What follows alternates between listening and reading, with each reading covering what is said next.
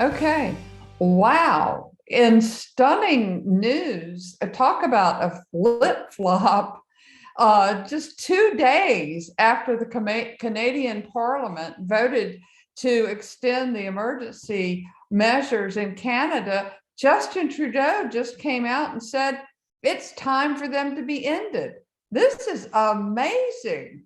I mean, from one minute he's extending the emergency measures, and the next 2 days later, what in the world? Well, it's amazing. It's a 180-degree reversal, and you have to wonder if somebody way high above him in the pecking order suddenly got on the telephone and said, look, either you fix this or else I'm going to come out against it.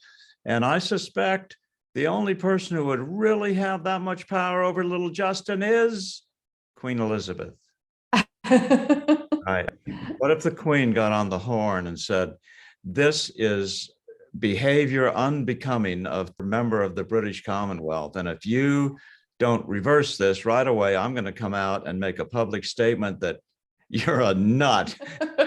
That's just I wouldn't, I would not put it past her, but who knows? Somebody got to him, whether it was the polling, whether it was, I don't know, but I find it kind of ironic that he's making this reversal right after he also just excoriated Russia for being too authoritarian and wielding their power. And look at what he's doing. I mean, let's take a minute just to watch this video of his statement.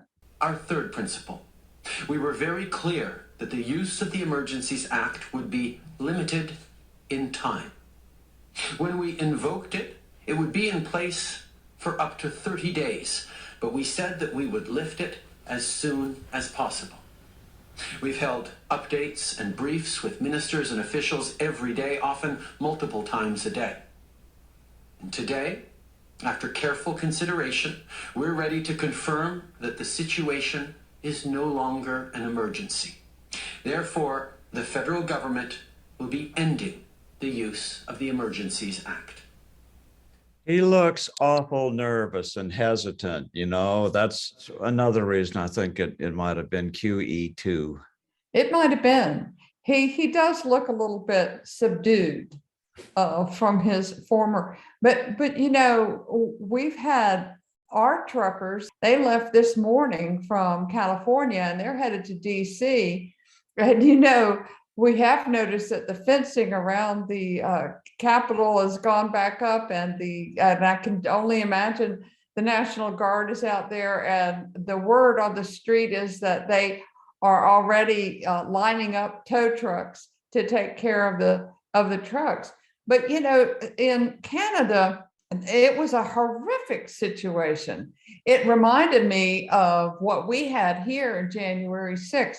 But one of the things that stood out, and we've all seen the video of it, is, even though they try to deny it, is the mounted policeman did trample a woman. She was in a scooter, like a wheelchair scooter thing. Is still in the hospital, but they tried to pretend that, this did not happen.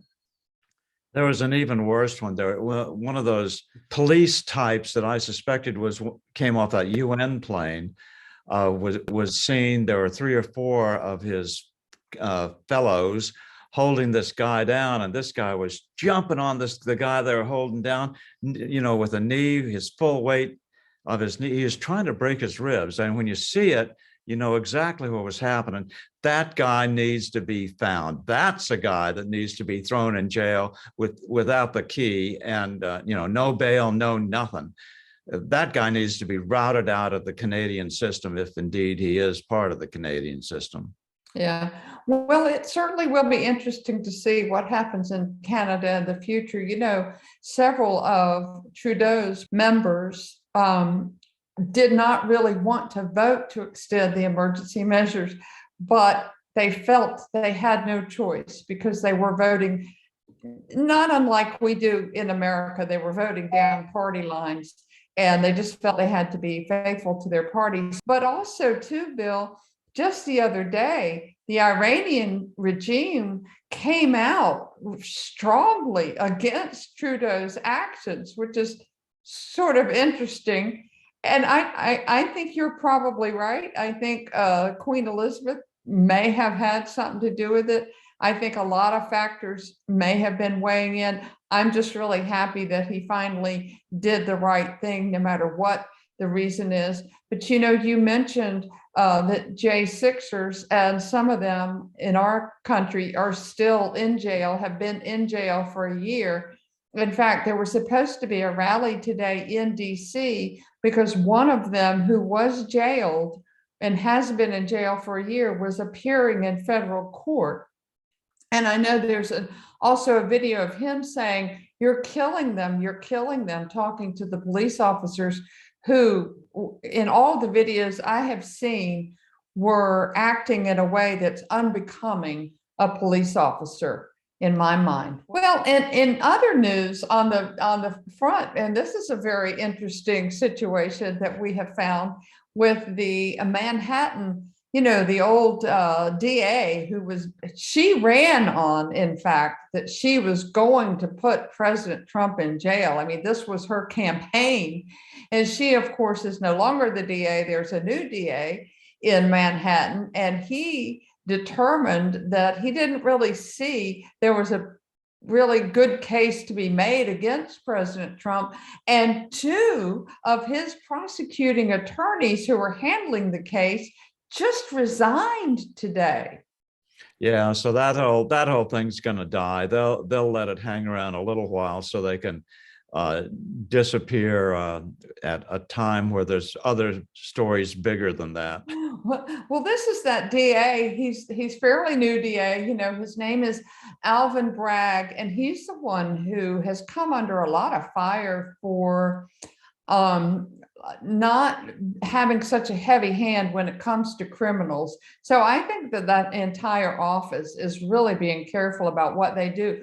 When your boss determines that there's not a whole lot of reason to carry on with this case, what else are you going to do? But to me, this is huge, because aren't prosecuting attorneys from Manhattan, isn't that usually a pretty good step for them to catapult them into other positions? Yeah, that's the Southern District of Manhattan, and that's notoriously the one that handles all the big cases in New York. And so, anyone who's been an attorney in that office then goes on. That's just a stepping stone to a very high price job with a big law firm. In another situation in this country, speaking of what people quite often refer to as the two-tier justice system that we seem to have, where it seems that if you're on one side of the aisle, you get away with anything, and if you're on the other side of the aisle, you don't get away with anything. And in the case of Kyle Rittenhouse, who was involved in the riots that we had going on, he was in Wisconsin, and he got tangled up with some convicted felons and ended up killing two of them and shooting another one. The videos clearly indicate that he was attacked, and yet in the press, they excoriated him, calling him a white supremacist and racist and Nazi and all the other names in the book. And, he was acquitted. And even after he was acquitted, they continued to refer to him as a murderer. Well, he was acquitted by a jury of his peers, and he has now decided, he and his group have decided to form a new foundation, the Media Accountability Project, which I think is a wonderful thing. I think one of the things we need is accountability in media. They just fly off the handle at any little thing. We were speaking earlier about the Canadian Mounties that trampled that woman, and almost nothing has been said about that in our press. But the press went berserk when there was a picture that made it appear as though one of the mounted policemen patrolling our border to be, in their words, whipping this illegal alien who was trying to cross the border illegally, as if, as many people pointed out, they don't even know what split reins are. Yeah, he was just trying to control his horse. Apparently, his horse got spooked, and that's what they do. They'll take those reins and try to get the horse calmed down. I just want to say something else about this Kyle Rittenhouse thing, and the whole racism thing just is driving me crazy, because once again, the left is just taken this course of trying to blame us for everything they're actually doing, and that confuses people enough so that they never get blamed for it. They are the ones who have been promoting this whole racism agenda for the last ever since the burning started. Here they go and burn down cities, and they call us racist for some reason. And it's just not that way. They're the ones promoting the racism theme. Oh, yeah. And just recently, a parent in North Carolina had spoke at his school board meeting against CRT, and his speech was so eloquent that it went viral. And he is now running to be a member of the House of Representatives in North Carolina, not unlike a lot of these people that we have seen speaking out at these school board meetings all across the country. That's exactly what led to the elections of the governor, lieutenant governor, and attorney general in Virginia, and the number of school board members seats being overturned.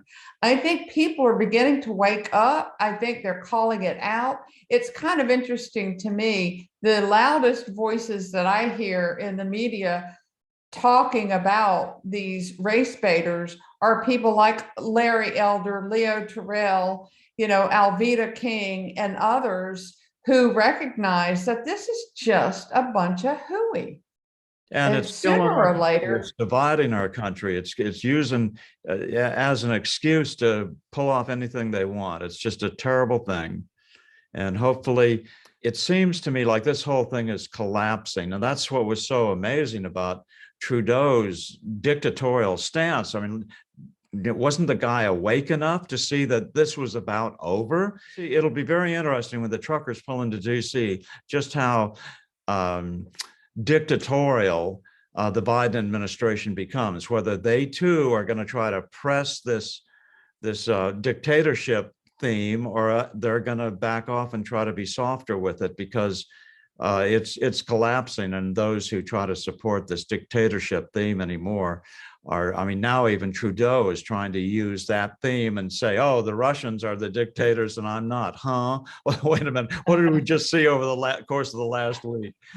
So, oh my goodness. And as I said earlier, when you have the Iranian regime calling you out, you've got problems.